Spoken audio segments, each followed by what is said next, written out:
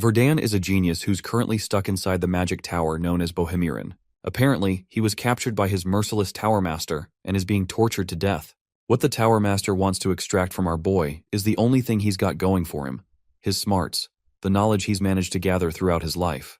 Right now, he's nothing more than a test subject, a lab rat slowly nearing his death inside this damned place. Verdun has finally figured out the reason he's being exploited like this. It's because he's weak and powerless. To understand how our boy ended up like this, a little backstory is needed. So here's the context. His miserable life started 15 years ago. He grew up in an orphanage because he had no parents, and the only long-standing wish he had was to become an incredible mage. In the end, he entered the magic tower as a normal worker just to learn magic. But no matter how hard he worked, he couldn't become a mage. What held him back was something called the growth limit.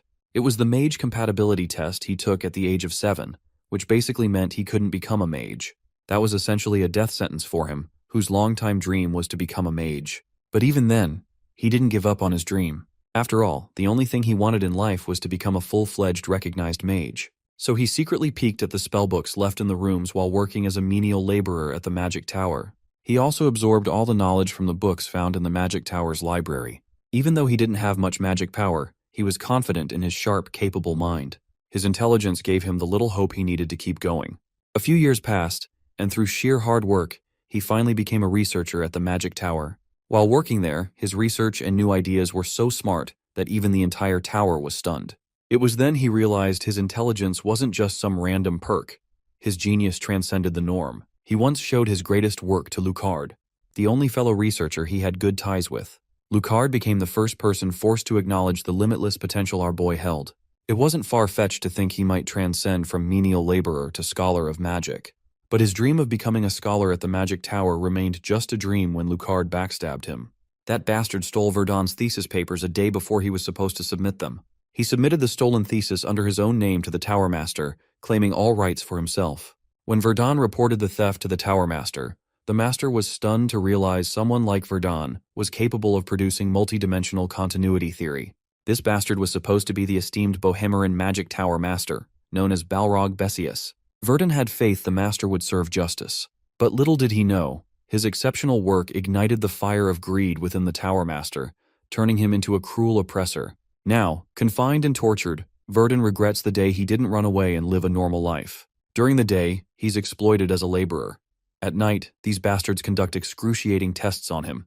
He was once told to create a magic circle to validate the theory in his thesis. To carry out this experiment, they injected drugs into his veins to observe the reaction in his body. They wanted him to invent a new potion by refining it. All he got in return were threats from the tower master to kill the people he cared about. For him, his life is already over as he was powerless against these beasts. As he lies there, sweet memories from the past flash through his mind. His mind is distorted so much he barely recalls these moments, having no clue what they all mean. The memories show a girl, Rovaline, with whom he made a promise to become a great mage. If only his potential for growth had been a little higher, things wouldn't have turned out like this. But for now, he has no hope other than to admit his death. Then there's this weird, creepy voice that haunts him after every experiment.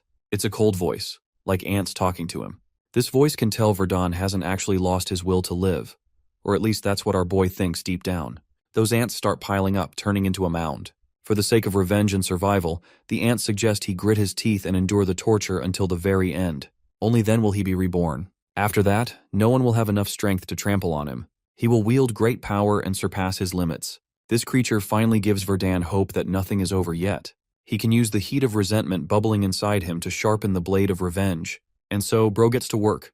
He is gonna defy his fate by completing a method of reconstructing the body like no one's ever seen before. By tomorrow, he's damn sure he's gonna break through his limits. The long-desired theory of defying heavens, which would allow him to reconstruct his body, was finally completed. Now, all that remains is to put this theory into practice.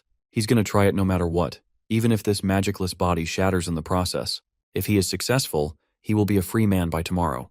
The long night passed, and finally the day he put his plan into motion dawned. Following the daily routine, those scumbags come to assign him some menial task in the alchemy lab, like mopping floors. He's sternly instructed to scrub the bloodstains off his body and patch up his cuts before showing up at work. The guy keeps berating and talking shit, while our guy just absorbs it all and follows orders like he's told. Later, he can be seen in the alchemy lab, cleaning off the equipment. As he's cleaning, his childhood friend Rovalyn shows up. He asks her why she's here. In response, she reminds him about her plans to leave. Verdun finally remembers she's supposed to move abroad to pursue her studies in the magic city Verente.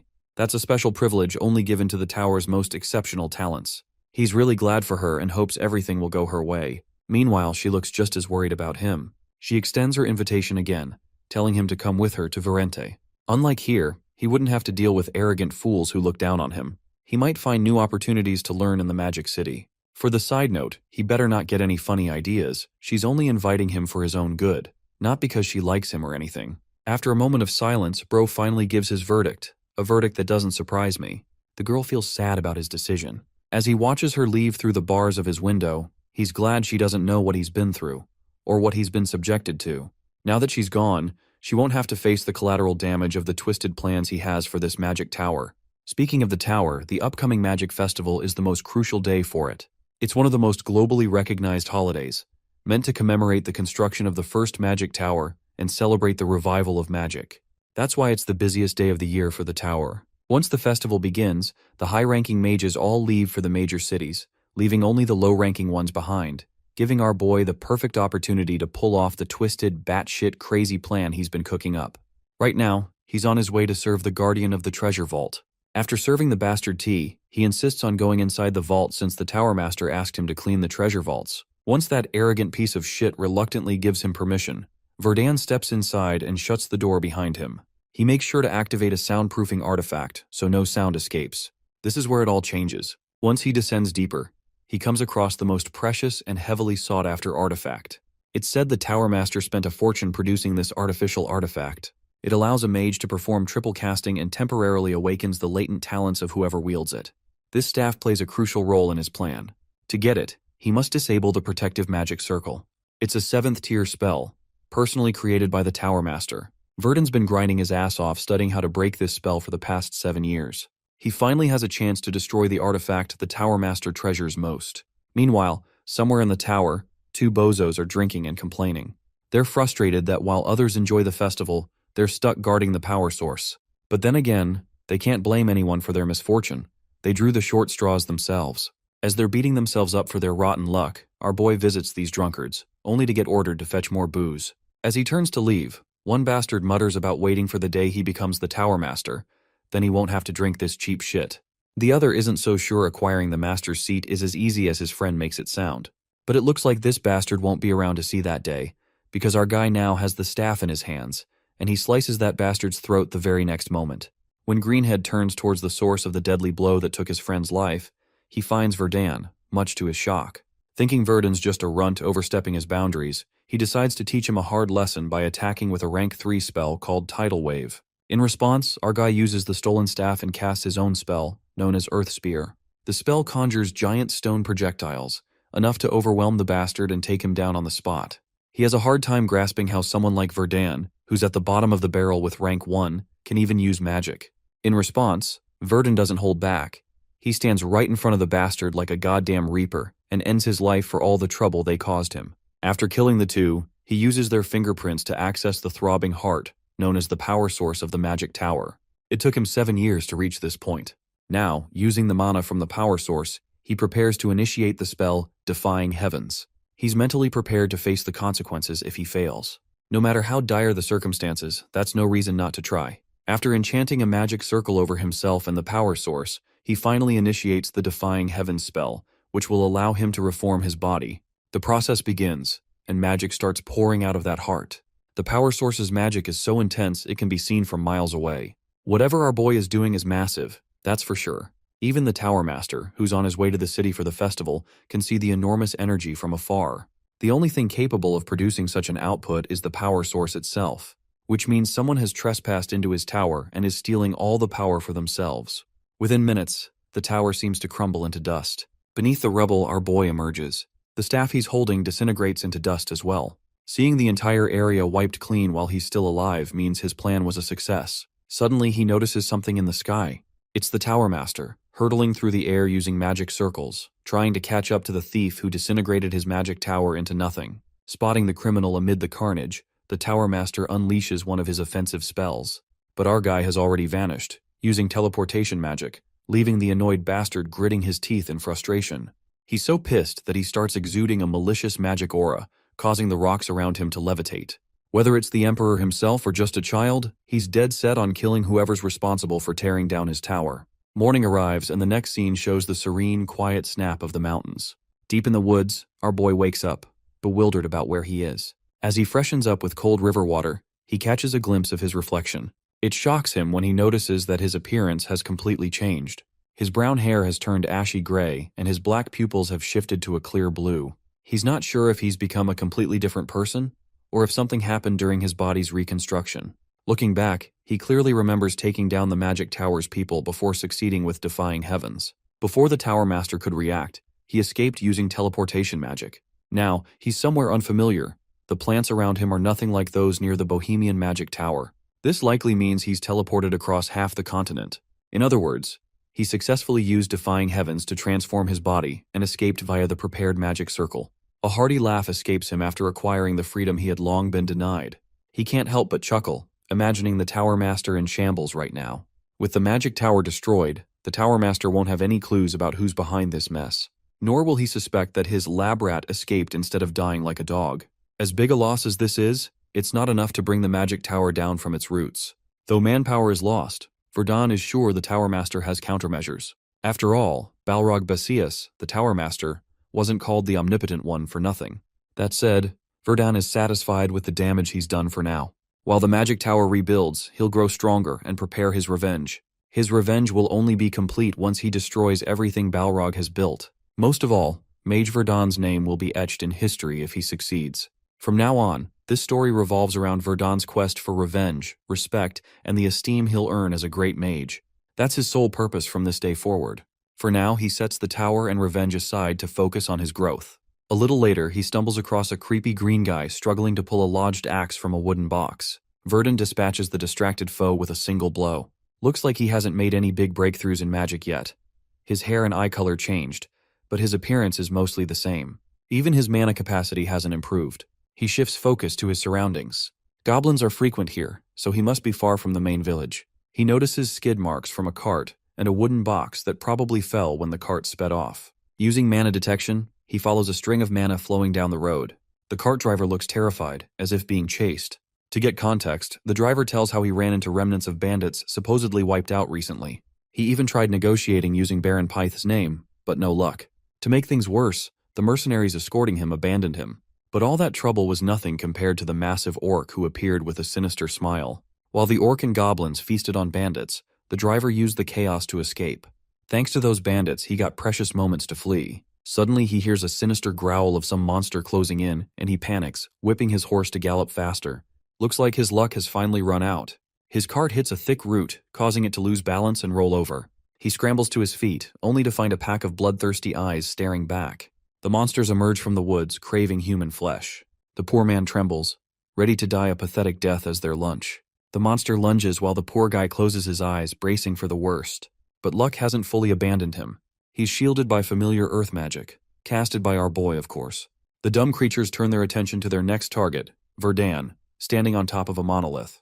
Guess this is the perfect chance to test his abilities, starting with these brainless monsters unknowingly charging to their deaths. He fires multiple flaming arrows, setting many of them ablaze, burning them to a crisp.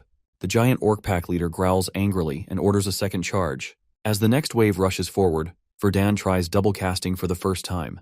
He combines an electrified arrow spell with his fire spell, a double cast known as Heat Wave Arrow. The relentless barrage ends with a massive blast shaking the entire area, leaving every goblin burned to ash. Verdun is surprised by the result, especially since before the body reconstruction, he wouldn't have killed a single goblin on his own. Now it looks like none of them are left. Verdun then turns his attention to the carriage driver trapped inside the protective earth dome, likely struggling to breathe with all the oxygen cut off. But as Verdun is momentarily distracted, that orc bastard still clings to life and tries to sneak up on his prey. Though caught off guard, the orc isn't nearly strong enough to take down our boy. A while later, the carriage is remounted to the horses, and the owner, grinning like a kid in a candy store, showers Verdun with gratitude. Because of Verdun, the guy is still alive, so he offers him a free ride. Still, the driver insists this isn't nearly enough to repay the favor. Verdun just tells him to keep his eyes on the road, or else he might end up flipping the carriage again. But the guy won't stop yapping, asking all sorts of weird questions in his upbeat mood. He talks so much that he unintentionally steps over Verdon's last nerve. His mind is still reeling from the nerve-wracking encounter with that orc's sneaky attack. After answering one of the driver's questions, Verdon asks if thieves appear often in this area. Usually, he knows, thieves avoid places where dangerous beasts roam. The carriage owner reveals this was his first encounter with monsters. The forest, he explains, is under the control of a hotshot named Baron Pythe. Since childhood, the driver has had good ties with Baron Pythe, who assured him thieves in the area were already dealt with. That's why he took the usual route, without hiring expensive mercenaries. Verdon's gotten a few clues. At first he thought his teleportation might have failed, but if he's in Baron Pythe's territory, he's arrived at the right place. Although he erased all traces that might lead his enemies to him, it's still possible the Bohemian Magic Tower suspects him as the one behind the destruction and could be searching. So despite his changed appearance, he has to hide his true identity and grow stronger. With that in mind, he introduces himself with a new name, Asher. The only time he'll use Verdon again is in a one-on-one showdown with the Magic Tower Master. Cut to Baron Pythe's estate in his territory. Baron Pythe and his servants look bewildered to see the carriage driver, Conrad, in such rough shape. Ever the cheerful man, Conrad explains his condition resulted from fleeing orcs. No apology from Baron Pythe could undo the trouble Conrad endured. Not only did thieves attack, but he also faced an unexpected encounter with orcs. Conrad assures his friend not to feel responsible. Baron's attention then shifts to the mage who likely saved Conrad. Seeing the savior, Baron Pythe invites Asher inside to receive the hospitality he deserves. A while later, Asher is dressed in new clothes, thanking Baron Pythe for the food, shelter, and a place to call home for the night. The Lord is happy to serve Asher with the best of what he can offer. Suddenly realizing he hasn't introduced himself, the Baron formally introduces himself as Baron Pythe Henrod, ruler of these lands. A lavish spread of dishes fills the table. Baron is generous enough to offer a reward of 5 million elk to make sure Asher is properly compensated. Then the Baron makes an unusual request. Though it seems like a strange time to ask, he desperately wants to hire Asher for a job, promising handsome pay. Since Asher needs money to achieve his goals, he sees no reason to refuse. Plus, it will give him a chance to practice his magic in real combat. He inquires about the nature of the job. Baron explains that a few days ago, bodies were found hanging from their necks in the southern forest. A private investigation revealed all the victims were residents of a nearby farm town now in ruins. At first they suspected bandits, but after searching, no trace of bandits was found. It was as if magic had erased all evidence. Hearing this, Asher suspects the bandits may have a mage among them, though it's just speculation. He asks when the hunt will begin. Baron says it will start in 4 days. 4 days pass like a gentle breeze, and a party forms to accompany Asher on the mission. A senior knight introduces himself as Enoch, the commander of the operation. His subordinates include Harris with black hair and the young Peric. Meanwhile, Asher feels utterly fooled for being roped into this bandit hunt by the cunning Baron. He asks about some men standing in the background, questioning if they're part of the mission. Turns out they're adventurers, drawn by rumors of a strange orc recently spotted. The payment for killing the orc is so high that even gold-rank adventurers have shown up. Apparently, gold-rank adventurers are on par with ordinary knights, skilled veterans trained in channeling energy to strengthen themselves and their weapons. Rumor has it these veterans can cut down entire mountains. Here's the important thing to note. Since these knights and adventurers still need Asher's help, something fishy must be going on. As they trek through thick woods, Enoch insists Asher inform them if he spots a mage among the bandits. Normally, Tier 2 mages match knights in strength, but their long-range spells make it tough to close the gap. The best case will be if there are no mages involved. But Enoch's worst fears come true when they find a magic circle ahead. Asher uses a spell to dispel the camouflage hiding the giant circle beneath. Everyone is astonished. The first spell Asher took down was a simple camouflage, while this massive circle is a warning signal to others. Asher orders everyone to step back and moves forward alone, taking the warning circle down instantly. Enoch is utterly amazed after watching Asher destroy the magic circle like it's nothing. Now it all makes sense why Baron wanted Asher on this mission. Not to mention the knights are utterly helpless against long-range attacks. On that note, let's talk about the concept of explorers or adventurers. They're supposed to be a part of a guild, independently taking commissions across the land. Their job is to explore unknown or dangerous territories, and an important aspect of that job is monster extermination. Pretty simple, right? Of course, these people traverse a dangerous path, always facing life or death situations. But it's because of that risk, they're admired by people all over the world. After all, if an adventurer has skill, naturally they'll become wealthy and famous as a result of their quests. At the same time, there are occasions when adventurers independently have faced so much death and insane life experiences that the end result is for them to end up as crazy people. These corrupted adventurers have lost the ability to control their emotions, and because they're consumed by a desire to take blood, they shift their targets to humans. These people are known as the bandits of this world. Speaking of bandits, two of them are out here annoyed that they've cut losses from Baron Pythe's raid party. Not to mention the fact that they're now having to deal with monsters like orcs and goblins. They're also running low on food, making it a troublesome fight for sustenance. The leader roars at his men for sitting around looking pretty and orders them to hunt animals down for food. Let's go back to our group, who are secretly watching the scene of the bandits unfold. The knights are waiting on Commander Enoch's commands, who is the most experienced of the bunch. Enoch prepares his blade, believing that this is the best moment for them to strike, especially when their leader has sent away his men to hunt. However, our boy ushered them to reconsider their goal. While he's only supposed to act as an insurance against the enemy mage, Verdun believes that it would be reckless for them to charge in when they have no idea of what their enemies are like. After all, if the enemy mage does end up possessing a magic circle above Verdun's, their efforts will fail. Though his concerns are understandable, Commander Enoch is worried that the bandits will start mobilizing soon, so they need to act now. To that, Verdun reveals that there may be one solution to their problems. Going back to the bandit leader, he's annoyed that their efforts of exploration just resulted in a waste, not to mention the fact that he lost one of his newbie recruits. His mage friend thinks that Varya is whining a bit too much, and argues that they should focus on a solution instead. After all, not a single one of them could have predicted that a monstrous orc would pop out of nowhere to kill some of their men. The bandit is astonished by the experience because it's unusual even for an explorer. The only reason he ended up getting caught up in this shady business is because he killed a teammate for the sake of money. Varya recommends his mage friend Vilshin that they should attack another village instead, but clearly he hasn't thought anything through, as the Baron is already pissed for their heinous display of corpses last time. Then there's the fact that they've been covering their tracks thanks to the wonders of concealment magic. But they can't stay stuck in one place forever and need to get the move on to someplace else. The mage recommends a city called the Martes, which isn't that far away from this forest. Just as they're discussing the plans of annihilating the village close to the city, a powerful beam grazes past them and detonates upon coming in contact with the land. The mage was successfully able to cast a barrier, preventing them from taking damage. An explosion out of the blue wasn't out of their bingo cards. Vilshin reveals that they've been discovered and that this is an ambush. Speaking of which, the two knights under Commander Enoch's command have made their move already. Their combined attacks easily overwhelm Vilshin's defensive barrier, knocking them out of it. The enemy mage is hit with a heavy strike, causing his friend Varya to worry for his condition. The good thing about the mana barrier is that as a defensive tactic, it can be cast easily. The bad thing, however, is that it can also be shattered quickly. Right after shattering a barrier, the toll on the caster is huge. The one who's sharing this knowledge is none other than our boy, who stuns them with his presence as a mage. Thanks to Verdun's plan, they now understand that it's going to be easy to dismantle the mage alongside their enemies. Commander Enoch is hoping for their mage to go all out, while Varya is on the back foot, realizing that the Baron is so pissed that he isn't in the mood to spare their lives. The fact that he went on to hire a powerful mage speaks volumes. The stubborn bandit refuses to cave in and surrender defeat, swiftly rushing in for an attack. Commander Enoch's blade clashes against Varya's, who chillingly declares that he'll slaughter them all and return their heads back to the Baron. The Gigachad commander takes it as a cute insult and even encourages his opponent to try his best to achieve such a goal. While they're having their sword battle, Verdun is busy chasing after the enemy mage, who is prioritizing running away.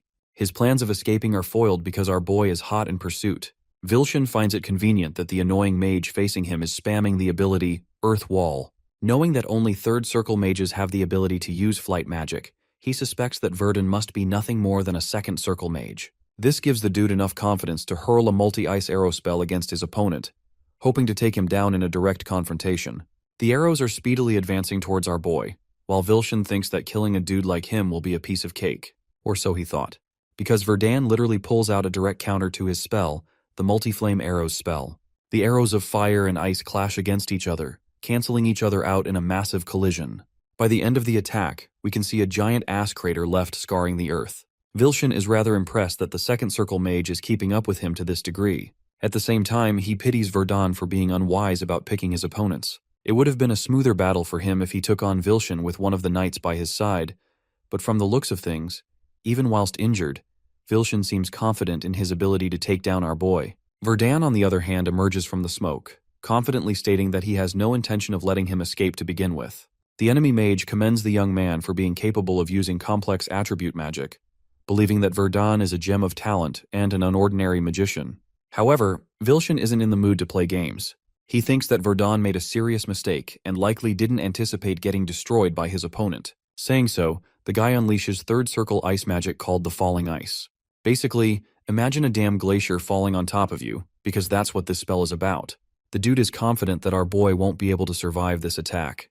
The oversized ice cube makes contact with Verdun, but for some reason, nothing happens. Vilshin is starstruck, not knowing what the hell happened. From the looks of it, his opponent has successfully stopped his spell. It's thanks to Verdun erecting dozens of earth spears, preventing the spell from making contact with him or the ground. Dude is chilling without any problems. Invoking the spell's name and squeezing his fist, the mage is able to shatter the block of ice without any trouble. The mere usage of the spell Earth Spear has the blue boy over here shocked. He can't believe that a second circle magician is able to tap into spells beyond his control. To that, Verdun helps him a little with his understanding of him. Gathering ice in his hand, he stuns Vilshin with his command over 4 attributes. A merciless spike of ice impales Vilshin's body, and in his final realization, he acknowledges that his opponent has been playing him from the start.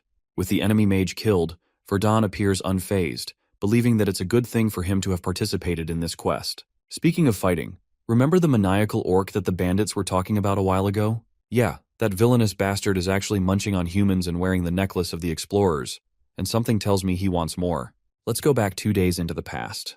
Verdun likes to be prepared, and so before leaving for the quest to take down the bandits, he created a medicine thanks to the ingredients he stole from the magic tower. In his own terms, he calls it the magic circuit dilator. When you think about the life he's led as a human test subject for the experiments of the tower, you may be thinking that he doesn't want to be anywhere near that life anymore. However, just for this medicine, he injected it into his body. The result? Pure agony. Verdun was screaming, he was howling, roaring in pain, but it's only thanks to his hasty experimentation that he was able to enter the ranks of the 3rd tier magic. Back to the present, we have him funnily concluding that Vilshin is dead, as if he didn't just impale the dude with a giant spike. But this is the only way for him to gain accomplishments in the eyes of the explorers, which will help gain the trust of the Baron in the long run. Noticing the magic wand in Vilshin's hand, our boy decides to pick up the shiny object and inspects the item with his appraisal spell. Important information about the wand reveals that it's actually a modified stone wand, which decreases the casting ability and increases efficiency of ice magic. From the buffs mentioned here, Verdun thinks that it'll be useful for him to keep this. Perrick comes rushing to find their new mage, explaining that they were worried about him after taking care of the bandits. Verdun apologizes for taking his time and shares the circumstances of Vilshin's powers, resulting in a lengthy battle. Perrick understands his concern right away, because he can tell from the craters left on the battlefield that it was a tough fight. The surprising part to Verdun is how the knights easily took care and dismantled the bandits in the short time he was beating one mage. Perrick happily expresses that the only problem left is their leader Varya, who Enoch is still busy facing, but he thinks the fight should be finished by the time they get back. While collecting the corpse of the mage, Perrick turns back to answer a curious question from our boy. Verdun is afraid that he might be stealing something from the bandits without permission, but to that, Perrick freely shares that they're allowed to keep anything worth the find. If it's irrelevant to the mission, he can keep anything. This is great news to the magician, who is grateful to Baron Pythe's kindness. Thankfully, he can now use this wand without worrying about getting into trouble. Regrouping with the rest of the team, he is commended by Commander Enoch for his valiant efforts in ensuring the success of the mission. The mage argues that it's actually him who found this as a learning opportunity. As for the captured Varja, Bro's face looks like he's seen a ghost. He can't believe that his friend was killed in battle, especially since he was a competent mage. The detained bandit knows that if the Baron sees them, he's going to order an immediate execution, meaning death is the only outcome left for them. He doesn't want to die in a shitty place and has ambitions to pursue. Varya secretly unties himself and realizes that his only ticket out of here is to escape. Suddenly, Enoch and Verdun hear the screams of their men getting butchered by the enraged bandit. Varya is pissed and has set his eyes on killing the knight, believing that it's the only way for him to safely escape without Vilshin's protection. His plan is to steal the horse and make an immediate escape. And so Varya's blade clashes against Enoch yet again. The psychopathic bandit attempts to drive a blade in his opponent's face, but the experienced commander grabs his hand before using his other arm to grasp Varya's collar. Before the guy is even able to comprehend what's happening, the bandit is slammed into the ground, unable to believe that a knight threw away his weapon just to execute a grapple.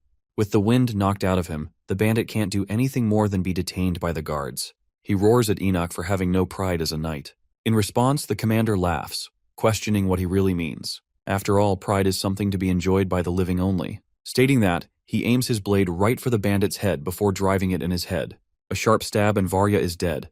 His drenched corpse is dragged away to be disposed of, while Enoch apologizes for showing our boy such a gruesome scene. The knight didn't really want to stab him like that, but ultimately felt that he didn't have much choice. Instead of feeling terrified, Verdun simply commends the knight for his ability. But he also doesn't get why the rest of the bandits are only restrained but not killed. The commander shares that it's actually because they recently learned about some of the bandits sharing a connection from a nearby attack. They think that these guys must have been held hostage, which is why they want to bring them back for interrogation to properly decide their fate. With their job finished, the knights direct the guards to return to the castle with the bodies of the bandits. One of the guards is busy dealing with one of them when a second bandit bolts away to save his own life. One of the knights decides to chase after the guy, until he is stopped by Verdun, who suspects that something about the situation just doesn't seem right to him. Right as the bandit disappeared into the forest, they heard his cries, pleading and begging for help. The situation is even more complicated when a foul stench of blood coats their surroundings. Clearly there is yet another enemy they haven't dealt with. A projectile aimed at one of the knights is quickly blocked by his sword. It bounces away, leaving drops of blood with every bounce. And that projectile is horrifically revealed to be the bandit's severed head. Now that's a bone-chilling encounter right there. From the forest emerges a large shadow that dwarfs the entire group in sight. Some of them can't even comprehend that an orc of this size is real. Verdun, while troubled, argues that the only outcome is that none of the explorers were capable of beating such a thing. For the grand reveal, we see the muscular behemoth, rearing a giant blade and staring its prey down. Its sheer size makes the group wonder if they can even classify a monster like this as an orc. To make matters even worse, there isn't just one of these bastards, but at least a few dozen from the looks of it. However, one thing is for certain. Verdun knows that this nightmarish creature must be the leader of the group. It bears a resemblance to the orc that he saw before. These orcs characteristically share an evil smile because of their protruding long teeth from the sides of their mouth. Then there's the fact that this red one is even bigger than the normal ones. The only explanation? This creature is an evolved beast among the rest. Their fight for survival starts off when the red orc commands its minions to charge towards the humans. As a countermeasure, the leader of the knights quickly prepares his group for a defensive position. They want to focus on the minions first and then take care of the boss afterwards. But before Enoch can even prepare himself, the monstrous orc powerfully swings his giant blade with such might that it sends the knight flying from the sheer impact. Reduced to a vulnerable position, the knight faces his doom as the red orc advances to stomp him beneath its foot. But it is then the other two knights chime right in, slashing the creature's foot to the point that it is forced to fall back. While it is still staggered and weak, Sir Enoch unleashes himself upon the creature's chest, stabbing its skin and then slashing it all the way down for an even more painful attack. The monster collapses to the ground. You may be thinking that this is the end, that the fight is over. But then this guy starts laughing, even in his near-death condition. What he does is grab one of its goblins and literally bites it in half, leaving the knights horrified for the kind of creature they're facing against. With the goblin fully devoured and its energy consumed, the red orc switches its battle position, psychotically preparing to take them down. Enoch's main group is baffled by the fact that this creature possesses self-healing properties, which means they're going to have a tough time dealing with the boss. The horrific screams of the creature surround the atmosphere as Commander Enoch preeps everyone in his group to fight. The monster begins round 2 by chucking away its sharp weapon as a heavy projectile. This weapon literally catches up to one of the knights with such fast speeds that he's barely able to catch it at the last second. It begs the question how an orc gained the intelligence to throw its weapon so precisely. To make matters even more terrifying, the blade is so overwhelming that it shatters the knight's swords to pieces. The chipped pieces of the sword scar his face, and once again, you guys might be thinking this is as far as it goes. But no, the giant weapon literally takes a piece off of Harris's body, distracting Perrick to the point he can't focus on his side of the battle. The amateur knight didn't even sense the orc lunge so fast towards him. Still, as best he can, Perrick uses his full strength to swing his weapon, hoping to slash the creature's hand down. Or so he thought. Because astonishing as it sounds, the blade couldn't even tear apart the orc's flesh. Perrick is in jeopardy as the creature casually uses its other hand to try and squash him, the tiny human. But thankfully, our boy pulled up with another earth spell to combat the orc and keep it busy for a while. He then calls Perrick to retreat safely, which the knight quickly does by dashing back. Though he may have survived, the next question is, how the hell do they beat this thing? Perrick is at a loss because he doesn't even have a sword to fight with. Based on what happened, Verdun analyzes that the red orc probably got a recovery speed buff right after ingesting one of its goblins. The buff is so powerful that even Perrick's full-strength effort to cut off its arm proved meaningless. It's the first time they've encountered an orc of this level, making them question if this creature is a mythological one that is out of their league. However, the mage counters that it's nothing like that despite its freakish strength.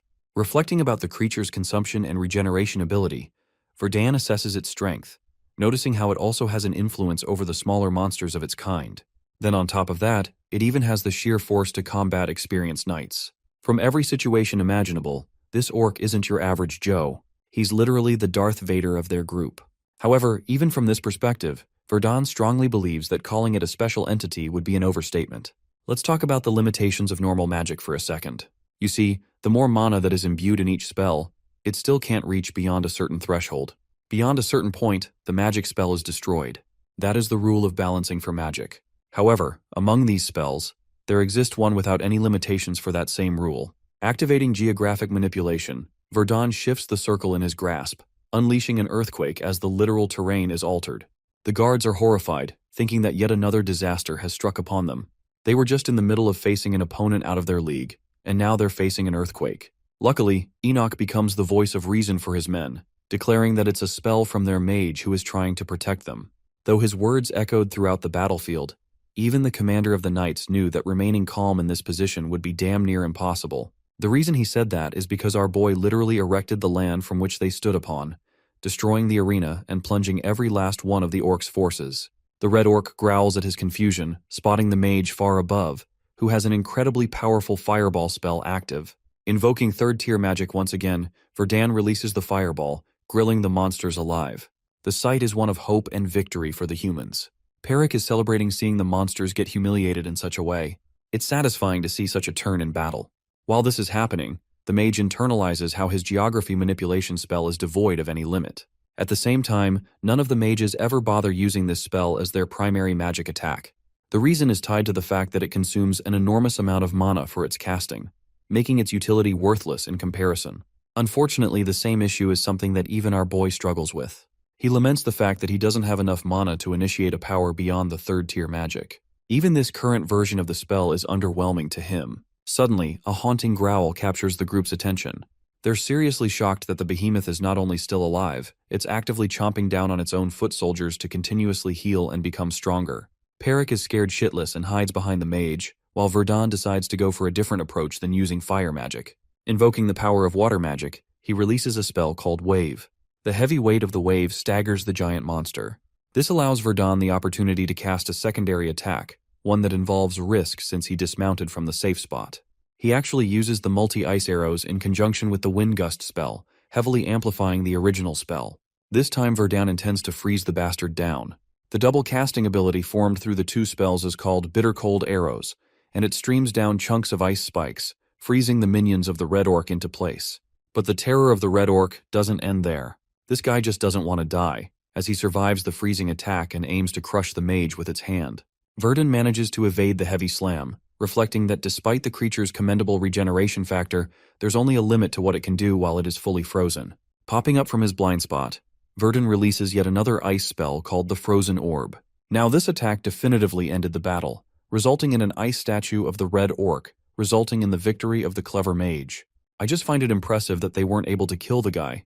This monster is genuinely a freak of nature and one of my favorites in recent stories. Anyway, back to the magic city of Virente. We come to find that the people are discussing shocking news of the magic tower being temporarily closed. There are rumors that the tower's main energy source exploded, but not everyone believes that. The interesting thing is how many of its mages vanished, and the tower stopped functioning in its entirety. Then there's the fact that the explosion and the damages caused were so massive that it's hard to believe that the energy source is the only thing that played the part. Some of the public believes that perhaps it was a punishment from the heavens, or maybe something planned by a traitor from the inside. When the old man throws out a suspicion that maybe the Bohemian magic tower was bugged or sealed, his words catch a certain mage's attention nearby. The old dude is still going on about how it would be impossible for the magic tower to just seal itself. He shares his wild theory about the secret experiments being conducted inside the tower and that it was annihilated because of the fact. Mustache Guy ends up getting his coffee spilled with the way the mage grabs him, ordering him to repeat what he just said. He's out here looking confused, until the familiar mage unveils her cloak, revealing herself to be Rovalyn, who is furious upon hearing what happened to the magic tower.